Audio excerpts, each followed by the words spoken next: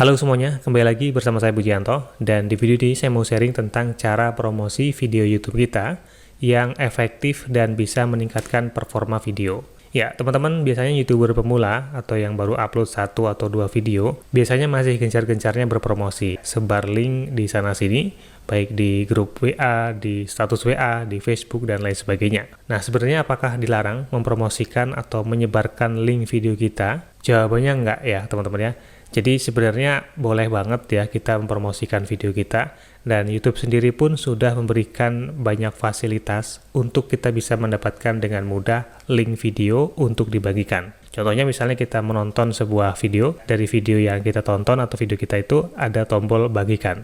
Nah, ini bukti kalau YouTube memperbolehkan kita untuk membagikan atau nge-share link video kita. Kemudian selain itu, kalau kita di dalam YouTube Studio, di sini juga masing-masing video ada opsi, kemudian ada dapatkan link yang bisa dibagikan, ya. Terus kemudian kalau kita buka salah satu videonya, di sini juga akan kita temukan lagi link yang bisa dibagikan. Nah, jadi di mana-mana YouTube memberikan kemudahan kita untuk mendapatkan link yang bisa dibagikan. Artinya memang YouTube memperbolehkan kita untuk membagikan video kita. Tapi sayangnya kalau kita nggak bisa memanfaatkannya dengan efektif, itu nggak akan membuat video kita semakin banyak ditonton atau semakin direkomendasikan. Justru sebaliknya, bisa membuat performa video kita hancur. Bisa membuat video kita semakin tenggelam dan sulit untuk direkomendasikan. Kenapa? Kita akan bahas alasannya di sini. Nah, teman-teman, sebenarnya kunci dari kesuksesan sebuah promosi, baik itu promosi secara gratis ya, promosi link video kita, ataupun promosi berbayar seperti di Facebook Ads atau di Google Ads, kunci suksesnya adalah pada targeting, yaitu ketepatan kita dalam mentarget. Nah, kalau kita bisa menemukan orang-orang yang tepat, yang memang sesuai dengan target apa yang akan kita promosikan, maka disitulah kita bisa mendapatkan kesuksesan dalam berpromosi. Jadi, teman-teman sebaiknya jangan sembarangan untuk membagikan link ya.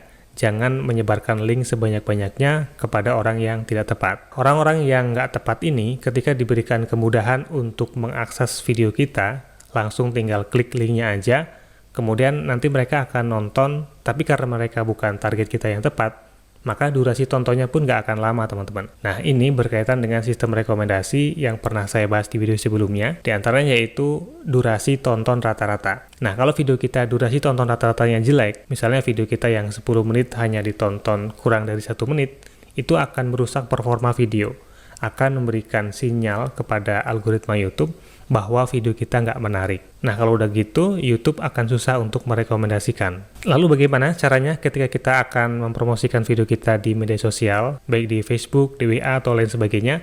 Nah, sebaiknya teman-teman jangan langsung memberikan linknya. Bisa di-capture ya videonya, atau teman-teman buat potongan videonya, atau kita posting aja thumbnail yang kita buat. Share saja gambar atau capturean dari video yang baru saja kita upload. Nah, di situ akan terfilter, teman-teman. Jadi orang-orang yang benar-benar membutuhkan video kita atau pengen tahu isi dari video kita, mereka akan ada upaya lebih untuk menemukan video kita. Jadi nggak dengan mudah langsung klik link saja. Jadi mereka harus ke YouTube dulu, kemudian mungkin mengetikkan kata kunci ya, akhirnya bisa menemukan video kita. Nah, dengan begitu, dengan usaha yang sudah dilakukan itu, setidaknya memberikan bukti bahwa dia itu niat untuk nonton video kita. Berbeda kalau kita berikan link langsung ya, karena dengan mudah langsung tinggal klik dan menuju ke video. Nah, semakin mudah video kita dijangkau, semakin mudah orang-orang itu akan menemukan video kita dengan klik link, maka akan semakin banyak juga traffic sampah yang masuk ke video kita. Ya, traffic yang memang tidak kita inginkan, orang-orang yang tidak tepat untuk menonton video kita. Nah, teman-teman, jadi teknik ini juga digunakan oleh YouTuber besar ya, Helmi Yahya di sini. Ya, saya melihat di fanpage-nya beliau ini ya, di Facebook, beliau ini nggak pernah share langsung linknya ke video di YouTube-nya ya.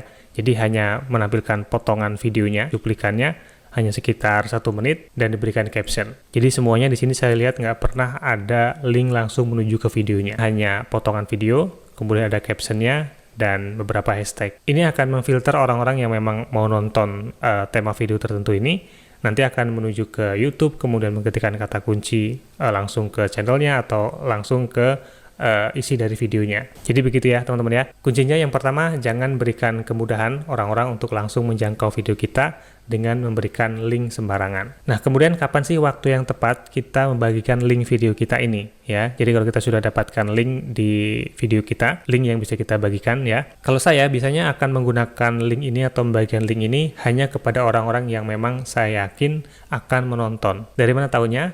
Jadi misalnya kita terlibat dalam diskusi di dalam sebuah grup ya, di WA atau grup di Facebook. Nah, ketika di situ ada pembicaraan atau ada yang membutuhkan solusi, yang kita punya solusinya di dalam video, barulah kita bagikan linknya. Ya, jadi kita sudah tahu ada orang-orang yang memang membutuhkan video kita, baru kita bagikan linknya. Nah, kemudian kalau teman-teman sudah punya video yang banyak ya, yang mencakup beberapa materi dalam satu tema, nah itu bisa teman-teman manfaatkan ya, seperti saya lakukan ketika ada pertanyaan di dalam komentar gitu ya. Misalnya menanyakan sesuatu yang kita sudah punya jawabannya, yang jawaban itu ada di video, kita bisa langsung bagikan linknya. Di sini seperti ada pertanyaan ya, atau keluhan bahwa beliau ini katanya bingung, nggak tahu tahapannya cara melakukan monetisasi, dan kebetulan saya sudah punya videonya, tahapan untuk melakukan monetisasi video YouTube. Jadi di sini saya langsung bagikan saja. Dan ini pun saya lakukan berkali-kali ya, ketika ada pertanyaan yang memang jawabannya saya sudah ada videonya, maka langsung saya akan bagikan linknya. Karena saya tahu beliau ini membutuhkan informasi yang ada di video saya. Nah, cara lain untuk mempromosikan video kita yaitu caranya dengan mengaitkan video kita dengan video lainnya. Ya, misalnya menyertakan link di dalam deskripsi video seperti ini. Ya, jadi misalnya saya di sini membahas tentang gaji YouTuber ya.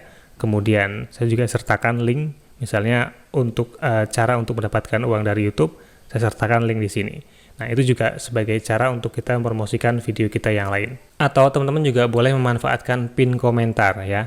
Jadi seperti di sini saya lakukan ya, di video saya yang ini saya komentari sendiri, kemudian saya sertakan link dan saya pin atau sematkan.